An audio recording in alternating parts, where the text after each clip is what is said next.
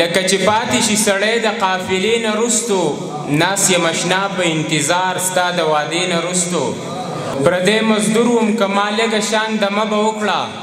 پردی مزدور وم که ما لږه شان دمه به وکړه مالک به ورټلم لږې شان دمې نه رستو مننه پردی مزدور وم که ما لږه شان دمه به وکړه مالک به ورټلم لږې شان دمې نه رستو هغه نظام هغه انصاف دلته کې بیا رانغلو په دې دنیا کې د عمر د زمانې نه رستو مننه هغه نظام هغه انصاف دلته کې بیا رانغلو په دې دنیا کې د عمر د زمانې نه رستو او بل شعر دی د پښتنې پیغلې رضا نه وه خو ور یې کړله دا شعر دی درمان صاحب ته ډالۍ د پښتنې پیغلې رضا نه وه خو ور یې کړله هیڅ یې هم نه ویل د پلار د فیصلې نه رستو مننه د پښتنې پیغلې رضا نه وه خو ور یې کړله هیڅ یې هم نه ویل د پلار د فیصلې نه رستو او غریب سړی و د چا هیڅ تمه ترې نه کېدله غریب سړی و د چا هیڅ تمه ترې نه کېدله یو څو کسان یې روان د جنازې نه رستو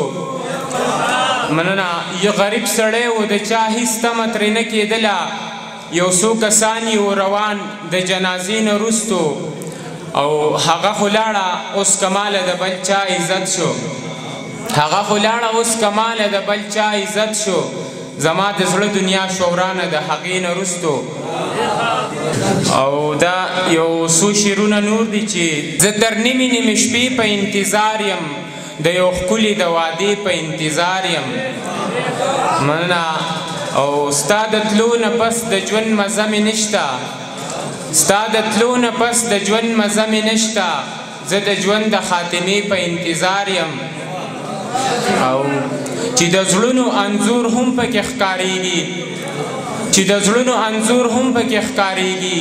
زه د داسې آینې په انتظار یم زمانه ډېره مخکې تلې زمانه ډېره مخکې تلې زه بیا هم د زمانې په انتظار یم خواهشات مې لا تروسه پوره نه شو لا تروسه د توبې په انتظار یم او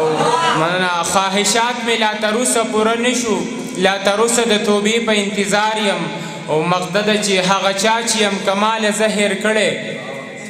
هغه چا چې یم کمال زهر کړی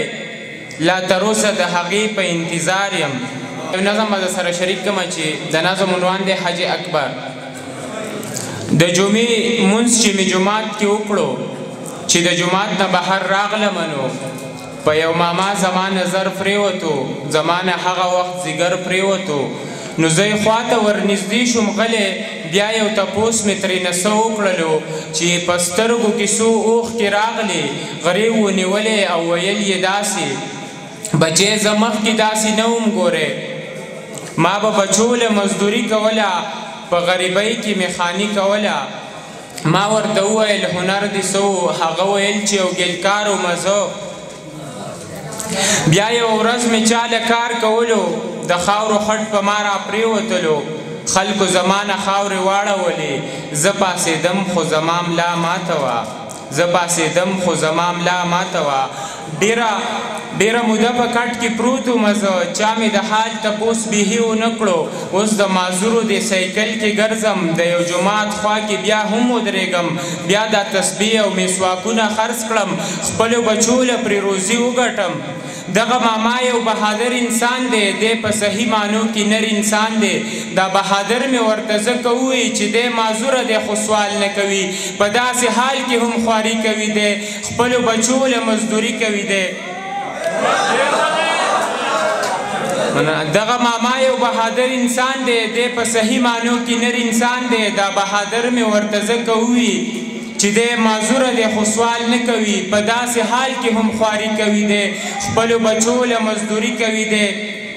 بیا د دنیا نه یې ګیله وکړله چې دا تپوس رانه چا هم ونه کړو چې ته مغروره یې او دا خرڅوي ټوله ورځ ګرځي او سودا خرڅوي دغه خبره چې مې واورېدله نو د دنیا نه مې نفرت پیدا شو بیا یو سړی مې زړه کې نیغ ودرېدو تاسو ته پته ده چې څوک دی هغه زمونږ د کلي غټ حاجي دی چې په 3مه پیره حج له لاړو زه په حج تنقید بېخي نه کوم خو زه تنقید په دې حاجي صاحب کوم چې ته خو 2 پیرې وتلې حج له نو په 3مه پیره ولې لاړې ستا په ګاونډ کې یتیمان شته دی دلته بېوسه غریبان شته دی چې د ډوډۍ درک کې هم نه لګي دلته کې داسې انسانان شته دی اوس چې ته راشې غټ خیرات به وکړې بلها روپۍ به پکې ولګوې د دې په ځای چې د یو کار کړی وی چې د دې خلکو مدد کړی وی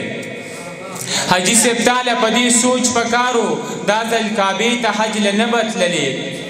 حاجي صاحب تاله په دې سوچ پکارو دا ځل کعبې ته حج له نه بتللې په خپل ګاونډ کې به د حج کړی وی دلته د حج اجر معلوم و تا ته